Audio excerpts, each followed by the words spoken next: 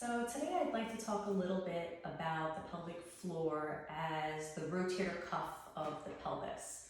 A lot of people think of strengthening the pelvic floor as doing kegels, which is useful in certain cases, but there's more nuance to the functioning of the pelvic floor than just being able to squeeze with a kegel. And if you think of the pelvic floor as a hammock, a muscular hammock holding the organs up, the attachment sites of that hammock are on the hip bones. So if you spin the bones in, the pelvic floor relaxes, and if the bones spin out, the pelvic floor tightens, the tension tightens and lifts. And you'll find often people who have some hip pathologies also, or weakness, also have pelvic floor issues. So they kind of go hand in hand. I like to think of the pelvic floor as the rotator cuff of the pelvis.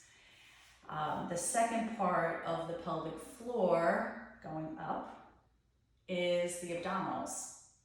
And people like to think of the abdominals as kind of like a canister with a lid up on top and a lid on the bottom.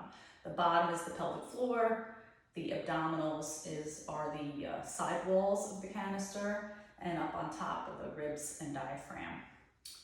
So being able to activate your abdominals with control, and then also understanding breath work and the in and up of breath and the down of breath helps to control the abdominals and then therefore indirectly control the pelvic floor.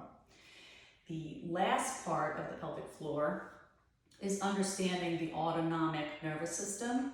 And what that is choosing between the sympathetic system and the parasympathetic system. The sympathetic system is the go-go-go system, and the parasympathetic system is the rest and digest system. So they are both useful, but you have to be able to choose between the two, and often if you're stuck in one, sympathetic, the go-go-go, breath work changes, abdominal control changes, and then the next step is the pelvic floor has issues too. So part of my work with strengthening the pelvic floor is understanding the breath, understanding how to come down out of the go-go and like very heady, thoughty stuff, and reaching more of a flow state, a relaxed state, a more body-aware state so that you can get everything kind of calibrated.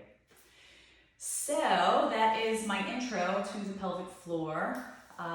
Stay tuned. I'm going to be putting up some videos on physiological quieting, on rib position, pelvis position, and breath work, and then on strengthening that rotator cuff of the hips, pelvis, pelvic floor, in order to understand how all the pieces go together and how to strengthen the pelvic floor by activating the hammock feature. Okay, I'll see you soon.